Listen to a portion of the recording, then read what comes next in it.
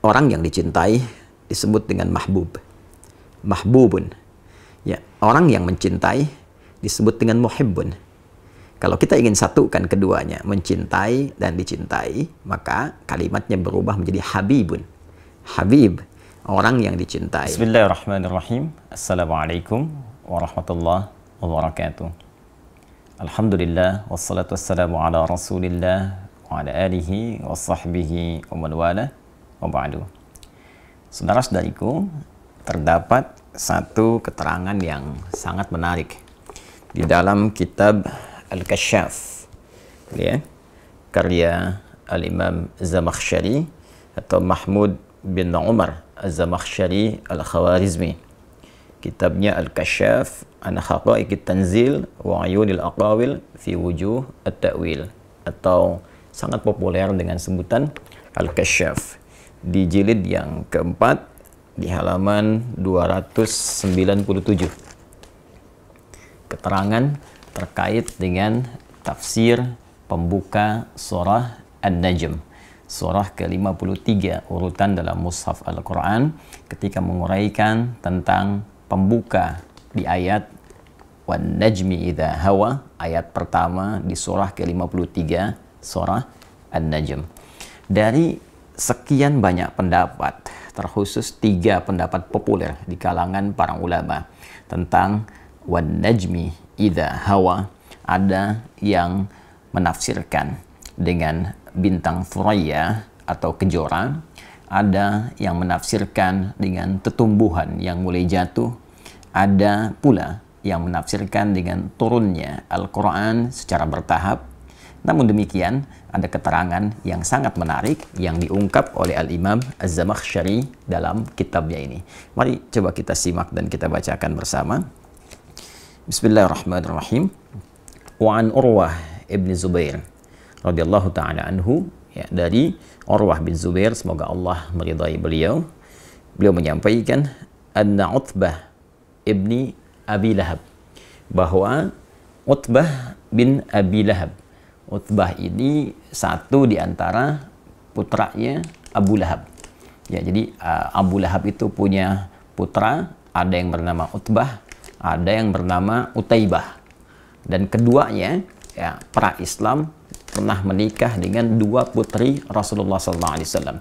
Utbah menikah dengan Ruqayyah radhiyallahu ta'ala anha, sedangkan Utaibah menikah dengan Ummu Kulthum radhiyallahu ta'ala anha. Dikisahkan di sini tentang Utbah bin Abi Lahab.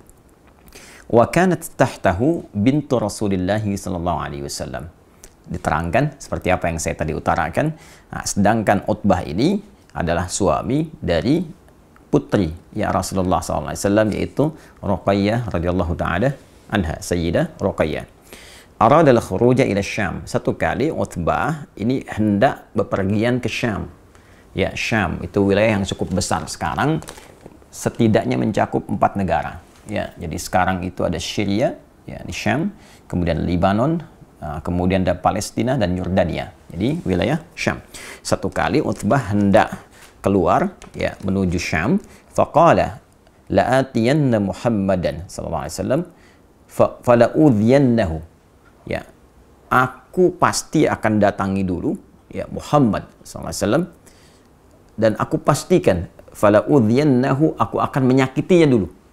Ya, jadi dia berniat sebelum berangkat ke Syam ini ingin mendatangi Rasulullah SAW dan hendak menyakiti beliau. Jadi berniat dengan serius ingin menyakiti Rasulullah SAW. Fa'atahu, maka kemudian ia mendatangi Rasulullah SAW. Faqala, dan dia berkata, ya, ini ke ayah mertuanya, ya, sekaligus bahkan ke kerabat terdekatnya, karena Abu Lahab itu pun adalah paman Rasulullah SAW. Apa yang dia katakan? Ya Muhammad. Nah, ini tak ada sopannya, karena berniat menyakiti, bahkan tidak memanggil dengan panggilan yang sopan. Ya Muhammad, wahai Muhammad SAW, huwa kafirun bin najmi idza hawa wa billadzi dana fatadalla. Dia menunjuk dengan kata ganti ketiga mewakili dirinya. Dia, si Utbah itu katanya, ini kalau sudah menggunakan kata seperti ini bentuk perendahan. Jadi seakan-akan tidak menganggap kehadiran Rasulullah SAW. Dia menunjuk dirinya besar dan berkata, dia, tahukah engkau Muhammad SAW, dia si Utbah itu, anaknya Abu Lahab. Padahal dia yang berkata, ya, kafirun bin najmi idza hawa. Orang yang ingkar bin najmi idza hawa. Ya, di sini kalau kita artikan tadi kepada 3 arti yang semula, diantaranya Al-Quran yang diturunkan, ya, dia berkata, si Utbah itu ingkar terhadap seluruh wahyu, ayat-ayat yang diturunkan ya kepadamu Muhammad sallallahu alaihi wasallam. Wa billadzi dana fatadalla, ya, dan juga ingkar terhadap yang mendekat kepadamu dan menurunkan wahyu. Nah, ini Jibril alaihi assalam. Thumma, maka apa yang dia katakan?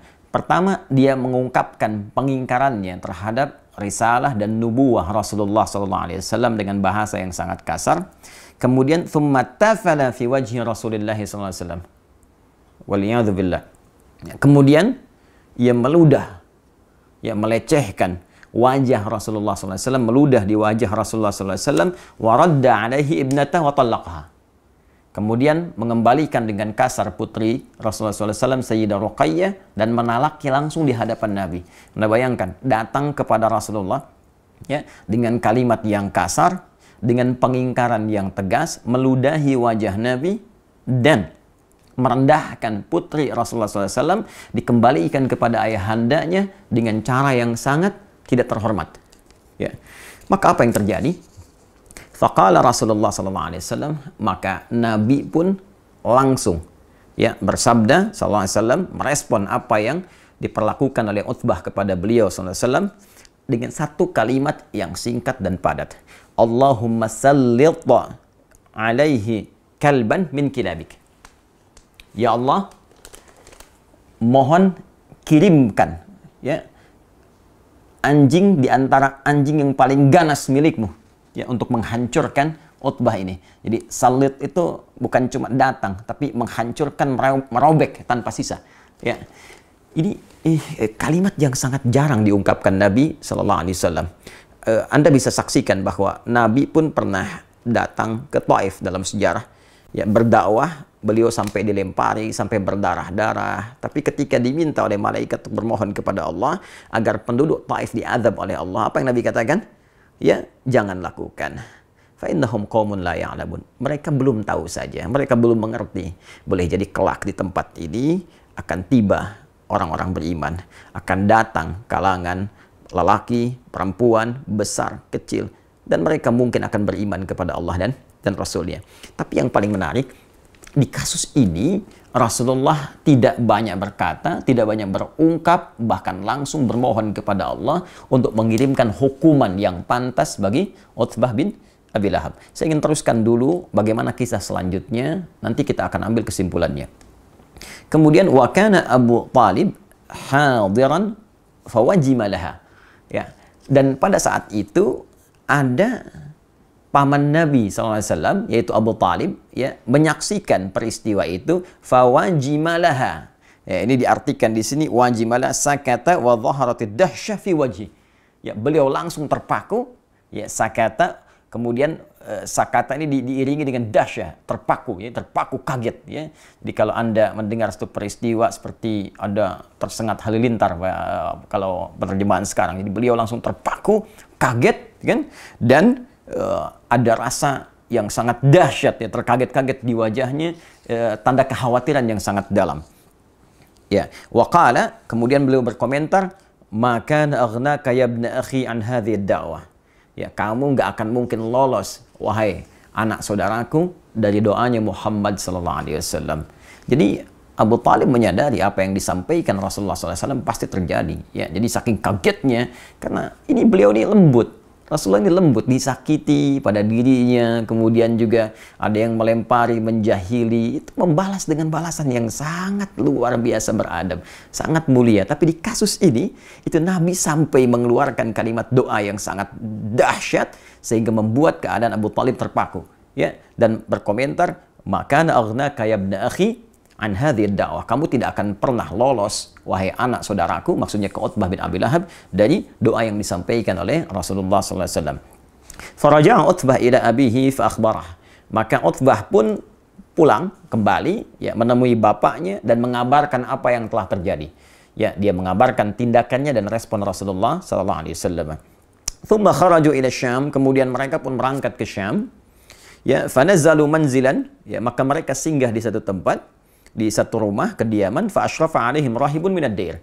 Ya, maka menerima mereka, ya, salah seorang rahib, pendeta minad dair, ya, dari wilayah tersebut. Faqala lahum, maka pendeta itu berkata, mengingatkan kepada Abu Lahab, Utbah dan rombongannya, ya.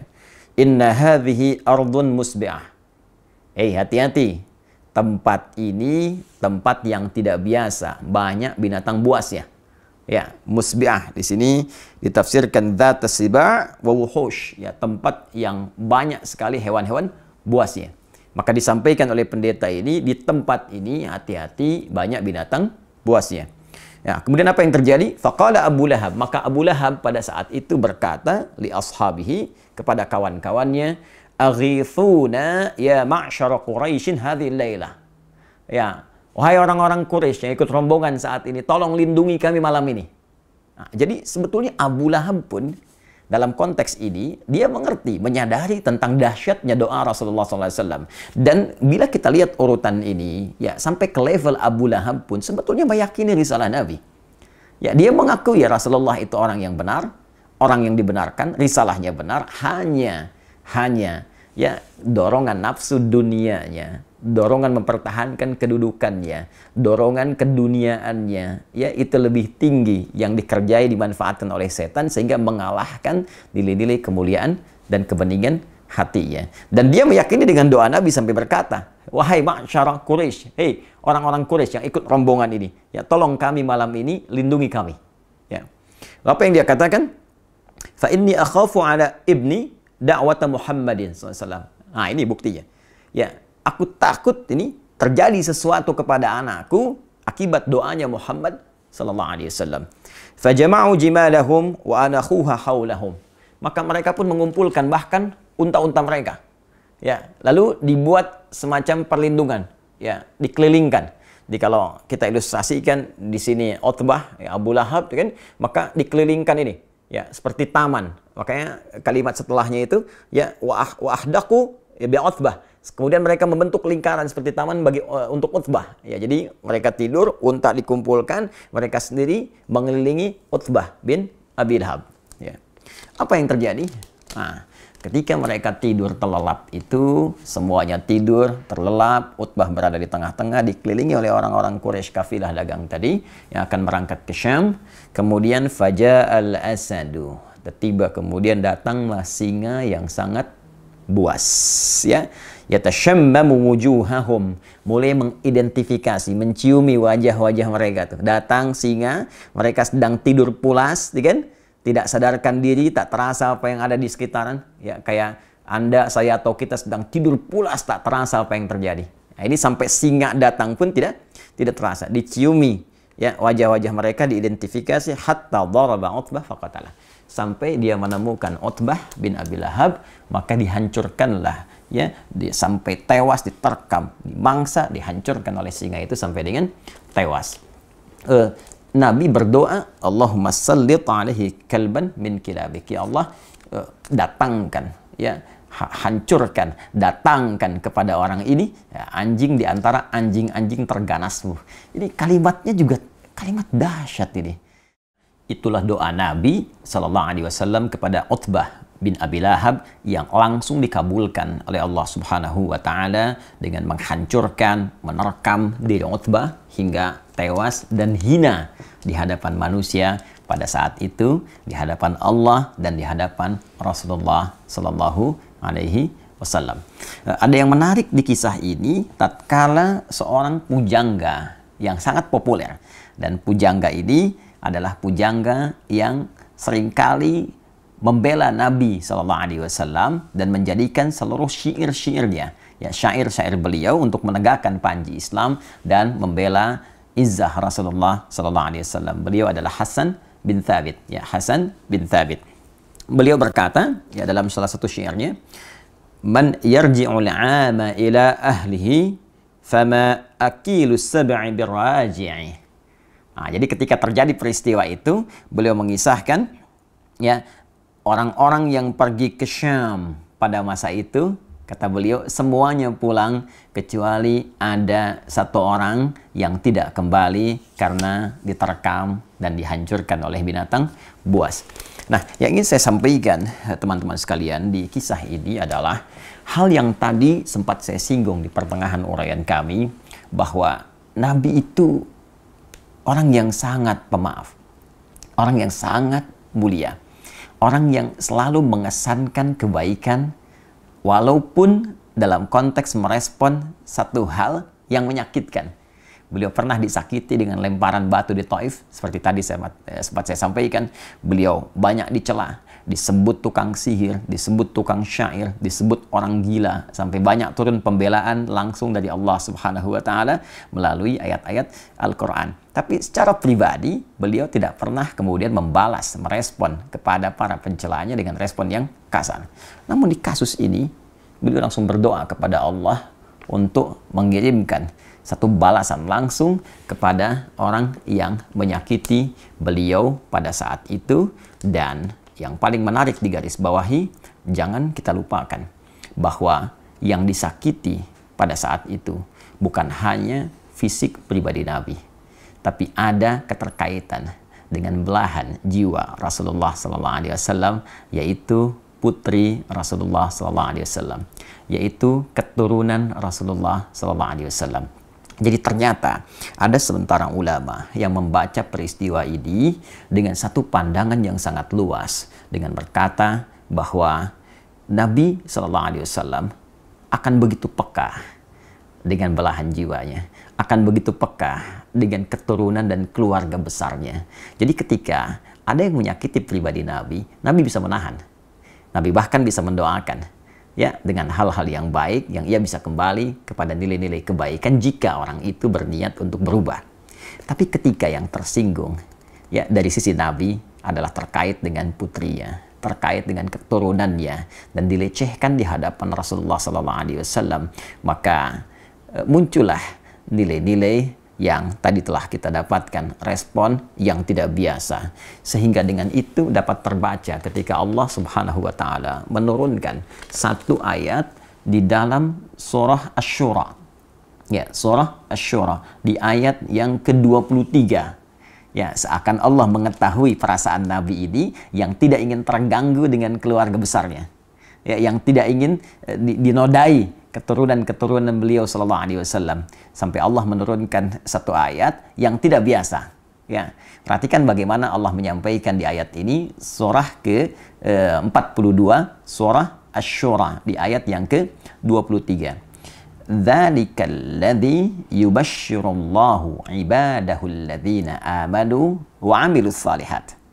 Ini dibuka dengan kalimat, demikianlah Allah memberikan kabar gembira bagi orang-orang yang beriman dan beramal soleh. Ini meneruskan pernyataan Allah di ayat ke-22-nya yang menjamin orang beriman, beramal soleh ditempatkan di Raudhatul Jannah, di taman-taman surga.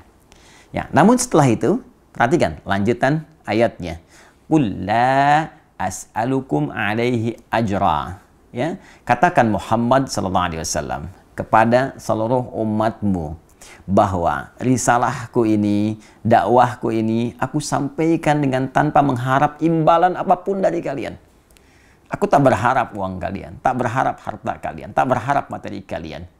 Illal mawaddata fil qurba. Ya, illal mawaddata fil qurba. Kecuali satu saja. Aku berharap cinta kalian kepada kerabat-kerabatku.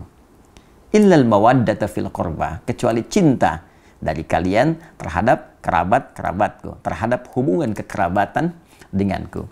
Mari kita lihat bagaimana komentar para ahli tafsir yang memberikan tafsiran di Quran surah ke-42 Asy-Syura di ayat ke-23.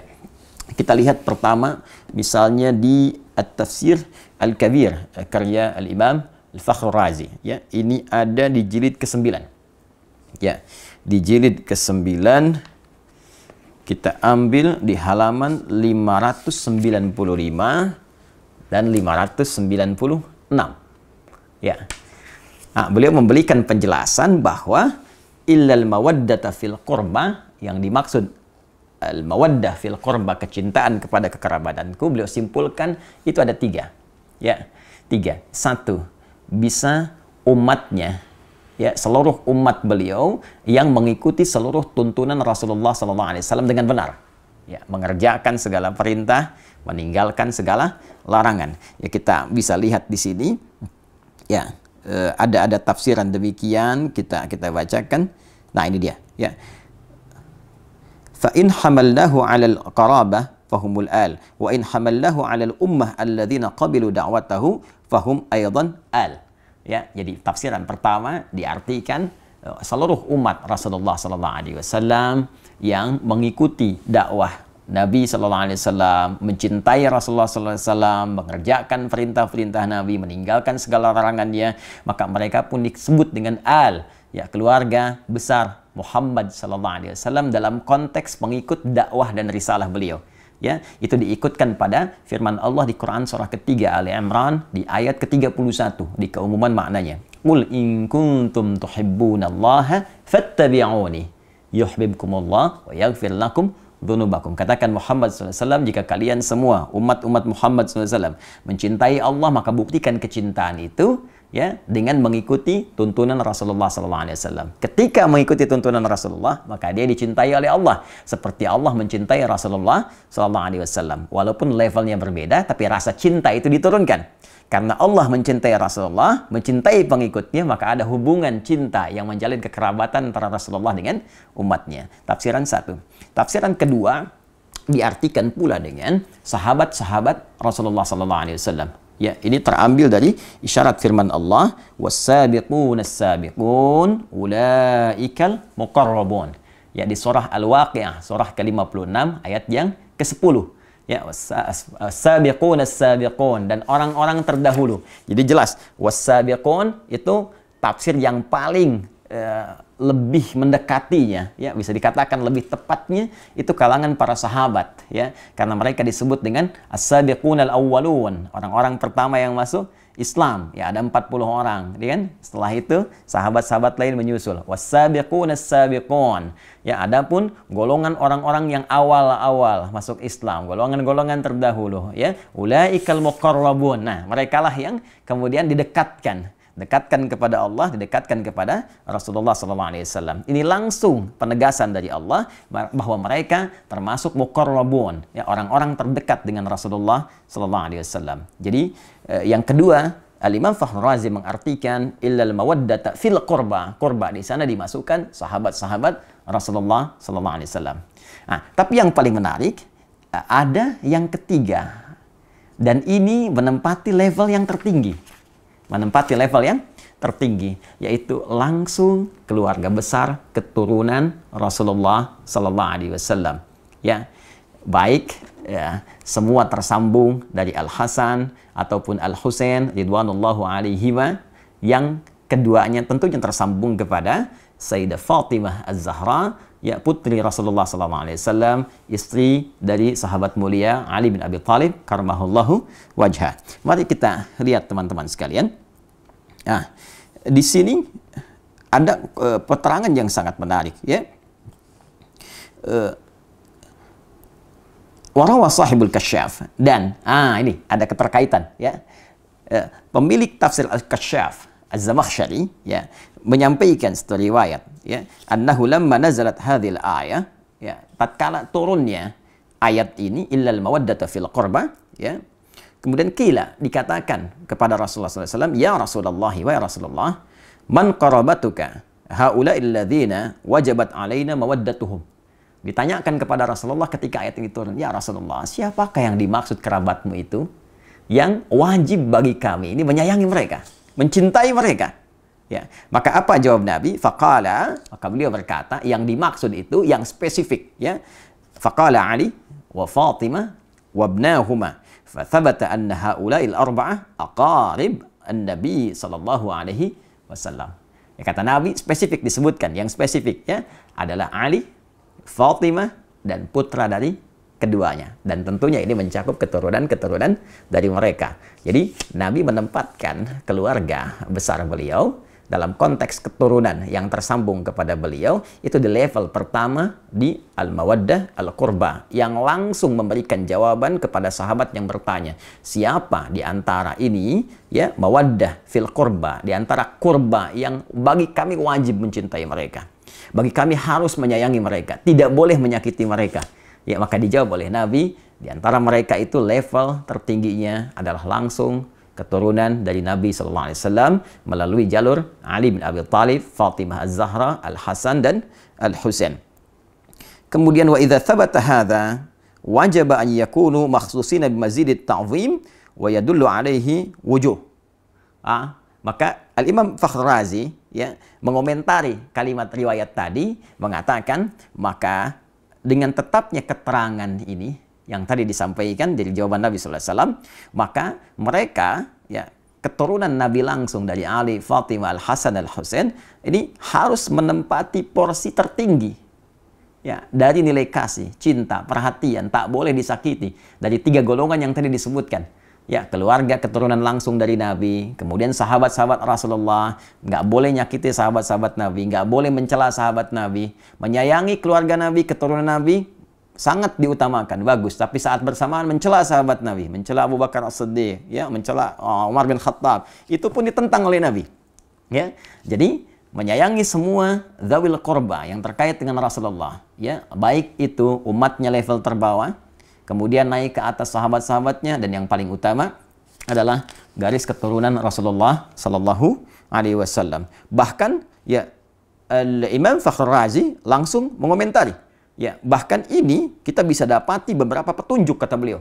Ya, di antara petunjuknya, la syakka anna Nabiy sallallahu alaihi wasallam kana yuhibbu Fatimah alaihi salam. Qala sallallahu alaihi wasallam, Fatimatu bid'atun minni, ya, Fatimatu bid'atun minni. Yu'dhini ma yu'dhiha. Fatimah itu belahan diriku, belahan jiwaku, ya. Maka siapa yang menyakitinya, dia telah menyakitiku. Ya. Siapa yang menyakitinya, dia telah menyakitiku. Dan bukankah keturunan dari Fatimah Az-Zahra belahan dari jiwa beliau juga? Ya, bukankah Al-Hasan putra beliau, Al-Husain putra beliau, tentu itu belahan jiwanya. Dan keturunan dari Al-Hasan, keturunan dari Al-Husain, ya, para sayyid, syarif yang mendapatkan cinta, yang dicintai, itu keturunan ya langsung yang terurut nasabnya kepada Sayyidah Fatimah Az-Zahra. Dan ketika menjadi belahan jiwa Sayyidah Fatimah, maka menjadi belahan jiwa Rasulullah sallallahu alaihi wasallam. Ya. Ya, dan itu pun yang menjadikan bahwa ad-du'a lil al mansabun 'azimun.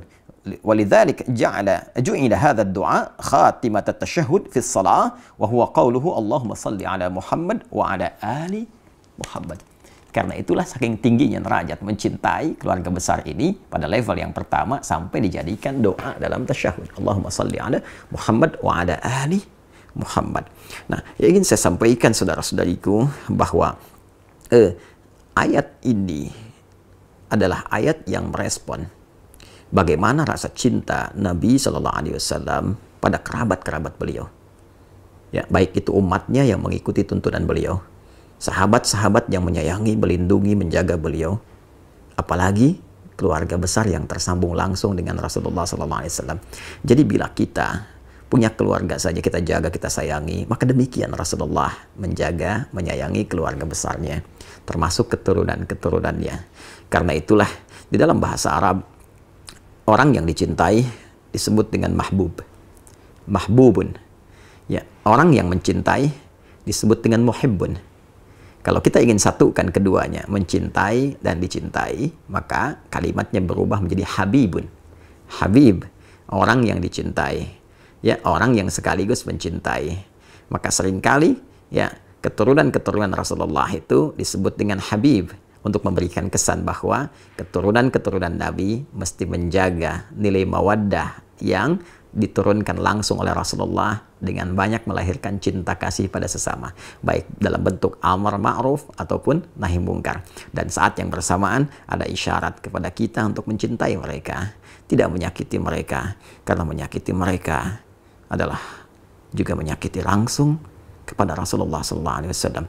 Dengan ini saya bermohon kepada Allah, semoga Allah senantiasa memuliakan kita semua, memuliakan para sahabat-sahabat Nabi, dan terkhusus memuliakan, mencintai, dan menjaga seluruh keluarga besar Rasulullah SAW sampai dengan keturunannya di masa kini ataupun di masa yang akan datang. Saya pun memohon maaf jika dalam setiap tutur perilaku ada tindakan-tindakan yang boleh jadi menyakiti keluarga besar Rasulullah SAW, dan semoga maaf Anda, kasih sayang Anda menjadikan peluang yang terbuka bagi saya untuk berjumpa dengan Rasulullah SAW dalam keadaan yang gembira bersama Anda semua dalam naungan ridha Allah Subhanahu wa Ta'ala. Ada juga penguat di tafsir Ibnu Katsir, tafsir Al-Quran Al-Azim. Ini ada di jilid yang keempat, ya, jilid yang keempat di halaman 187. Ya, ini disampaikan riwayatnya, ya, waqala Sudai an Abi Dailam qala lamma ji'a bi Ali ibn al-Husain asira. Tatkala satu di antara keturunan Rasulullah SAW, ya, namanya adalah Ali ibn al-Husain, ya, pernah menjadi tawanan setelah terjadi peristiwa fitnah kubra, fitnah yang sangat besar. Ini dalil dari Ibnu Katsir yang menguatkan bukan hanya Fatimah radhiyallahu ta'ala anha, Ali bin Abi Thalib, dan putra keduanya itu Al-Hasan Al-Husain. Tidak dicukupkan mawaddah al-qurba fil qurba pada keempatnya. Tapi ini gambaran. Kalau di kita sinekdok pas prototo disebutkan sebagian, menunjuk keseluruhan. Nah, di antara buktinya apa yang disampaikan oleh Imam Ibnu Katsir dalam tafsirnya, tafsir Al-Quranil Azim. Waqala As-Sudai, berkata Imam As-Sudai, ya, namanya Ismail, pernah saya sampaikan dalam kajian tafsir, an Abi Dailam qala, ia berkata lamma ji'a bi Ali ibn al-Husain asyara. Tatkala Ali bin Husain ditawan, ya, fa uqima ala darji Dimashq, maka kemudian dia dibawa, ya, ke gerbang kota Dimashq, ya. Kalau kita kan tawanan itu suka diarak, ya, sampai kemudian di Damaskus. Qama rajulun min ahli Syam, maka berdirilah seorang laki-laki dari masyarakat Syam, ya, Syria. Pada saat itu di Damaskus yang tadi saya sebutkan 4 negara itu dulu masih menyatu. Faqala, dia berkata, alhamdulillahilladzi qatalakum wasta'salakum wa qata'a qarnil fitnah. Segala puji bagi Allah Subhanahu wa Ta'ala yang telah menghancurkan kalian, ya, dan memutus fitnah di zamanku ini. Nah, jadi dia merasa bahwa dengan ditawannya keluarga besar Nabi, termasuk di dalamnya Ali ibn Husain, ya, radhiyallahu ta'ala anhu, dia menyimpulkan, nah ini sumber fitnah nih. Dia menyakiti, ya, menuduh bahwa ini bagian dari keluarga Nabi, keturunan Nabi ini fitnah pada saat itu yang menyebabkan banyak persoalan-persoalan, banyak kericuhan-kericuhan, ya, banyak kesemrawutan-kesemrawutan, banyak pertikaian-pertikaian. Maka dia menyimpulkan ini dengan ditangkapnya, ditawannya orang ini, ya, keturunan Nabi SAW dengan kalimat yang tak pantas tadi, dia mengatakan, nah, dia bersyukur, alhamdulillahilladzi qatalakum wasta'salakum. Segala puji bagi Allah yang telah, ya, saya nggak berani menerjemahkan dengan yang lebih kasar, ya, yang sesuai dengan apa yang dia katakan tadi. Saya mungkin katakan yang telah menangkap dia, itu ya, ya. Kemudian dan menghilangkan fitnah di zamanku ini. Faqala lahu Ali bin Husain, maka Ali bin Husain berkata kepada orang tadi, apa yang dia katakan, aqra'ta al-Quran? Kamu ini baca Quran nggak? Ya. Kemudian qala, laki-laki itu berkata, menjawab, na'am, ya. Qala, aqra'ta al-Hamim? Apa engkau pernah membaca tentang surat di dalamnya ada keluarga besar Hamim? Al-Hamim, itu keluarga yang disebutkan di surat Hamim. Qala qara'tul Quran, dia menjawab, aku membaca Al-Quran, walam aqra' al-Hamim, tapi aku nggak pernah baca al-Hamim. Ya, keluarganya Hamim. Siapa itu keluarganya Hamim? Nah, teman-teman, di antara pembuka surah Al-Quran itu surah Asy-Syura itu dibuka dengan kalimat Hamim. Ya, Hamim, itu kan? Itu surah Asy-Syura, ya. Ada keluarga di situ yang diutamakan. Ya, siapa keluarga itu? Maka dijawab oleh Ali bin Husain, qala ma qara'ta, apakah engkau enggak baca di ayat 23 tadi, qul la as'alukum alaihi ajran illa al-mawaddata fil qurba. Katakan Muhammad sallallahu alaihi wasallam, aku tidak meminta kepada kalian satu upah pun, satu materi pun kecuali rasa cinta, rasa hormat kepada keluarga keturunan Rasulullah sallallahu alaihi wasallam. Qala, maka orang itu berkata, ya, si pemuda tadi berkata, Wa innakum antum hum, apakah kalian itu termasuk golongan mereka, keluarga Nabi SAW? Qala na'am. Maka Ali bin Husain berkata, ya, kami termasuk golongan itu. Jadi orang ini ada dua kemungkinan. Dia tidak mengetahui yang ditawan itu keluarga besar dari keturunan Rasulullah SAW, sehingga berani melecehkan di hadapan masyarakat, ya, berani bertindak yang tidak pantas, kan? Atau yang kedua, dia menyadari itu keturunan Nabi, tapi tidak tahu kalau itu begitu dimuliakan, begitu ada perintah langsung dari Allah, ya, dan merasakan bagaimana sensitifnya hati Nabi SAW terhadap keturunannya, sampai kemudian beliau mendoakan hal yang tidak biasa bagi orang-orang yang menyakitinya. Maka setelah mengetahui itu, dia terdiam dan tidak banyak berkomentar lagi dan mengoreksi dirinya, sehingga dia menyadari kesalahan-kesalahan yang dimaksudkan. Ya, waqala, kemudian berkata Abu Ishaq As-Sabi'i, sa'altu Amr ibn Shu'aib an qawlihi ta'ala, ya, Abu Ishaq As-Sabi'i bertanya kepada Amr ibn Shu'aib, ya, tentang makna firman Allah Subhanahu wa taala, "Qul la as'alukum 'alaihi ajra illa al-mawaddata fil qurba." Faqala qurban Nabi sallallahu alaihi wasallam. Ya, rawahuma Ibnu Jarir, ya, fi tafsirih. Maka dijawablah kemudian oleh Amr ibn Shu'aib, yang dimaksud di ayat ini spesifik, maksudnya adalah kerabat Nabi sallallahu alaihi wasallam. Jadi dari sekian tafsiran-tafsiran, ya, ada yang disepakati oleh para ulama yang dimaksud dengan qurba di sini. Ya, ada yang menyebutkan bahwa ini kekerabatan Nabi di kalangan Quraisy, ada, tapi juga yang menekankan ini adalah keterkaitan dengan keluarga Nabi. Tidak sedikit dari kalangan para mufassir yang memberikan kesimpulan bahwa wajib bagi kita umat Islam untuk saling menyayangi, mencintai, yang dengan kasih sayang itu menjadikan kita sebagai kerabat Nabi Sallallahu Alaihi Wasallam. Wajib menghormati para sahabat, yang dengan penghormatan itu melahirkan rasa cinta dari Nabi kepada kita. Dan ada keharusan, wajib bagi kita menghormati, menyayangi, ya, para keturunan Rasulullah SAW, sehingga dengan itu terbukalah gerbang cinta Rasulullah SAW kepada kita semua, dan menjadikan kita termasuk bagian dari kerabatnya. Pun demikian seluruh kerabat-kerabat keturunan Rasulullah SAW yang hidup sampai dengan kini juga wajib menjaga marwah, menjaga kehormatan, menjaga rasa cinta yang dititipkan oleh Rasulullah, sehingga dengan itu kehormatan yang disampaikan oleh Allah melalui Al-Quran pun ditegaskan melalui Nabi dapat terjaga dan terbawa hingga kembali kepada Rasulullah SAW. Al-Imam Fakhrul Razi bahkan memberikan gambaran. Al-Imam Al-Fakhrul Razi dalam tafsirnya At-Tafsirul Kabir memberikan gambaran bahwa kalimat yang Allah beritakan kepada Rasulullah SAW itu tidak pernah bahkan disampaikan kepada nabi-nabi sebelumnya. Jadi kalau Anda baca misalnya di halaman 594, ya, halaman 594. Jadi ketika beliau mengisahkan tentang bagaimana respon kalimat dari nabi-nabi sebelum Nabi Muhammad SAW, annahu ta'ala haka an aktsaril anbiya alaihimussalam. Allah Subhanahu wa taala banyak mengisahkan tentang para nabi alaihimussalam dalam Al-Qur'an. Annahum sarrahu ya binafyi talabil ujrah. Ya, mereka secara langsung ya menjelaskan tentang bahwa mereka tidak boleh menerima upah. Ya, secara lugas menyampaikan tidak menerima upah, tidak menerima bayaran dalam dakwah mereka hanya karena Allah saja. Fadzakara fi qissati Nuh alaihissalam, maka disebutkan kisah Nuh alaihissalam di surah Asy-Syu'ara ayat 109, wa ma as'alukum alaihi min ajrin in ajriya illa ala rabbil alamin. Aku tidak meminta kepada kalian upah bayaran, ya, kecuali hanya pahala dari Allah saja. Ya, wa kadza fi qissati Hud wa Salih wa fi qissati Lut wa Syu'aib alaihissalam. Ya, dan demikian di kisahnya Nabi Hud, Nabi Saleh, Lut, Nabi Syu'aib, semua mengatakan kalimat yang sama.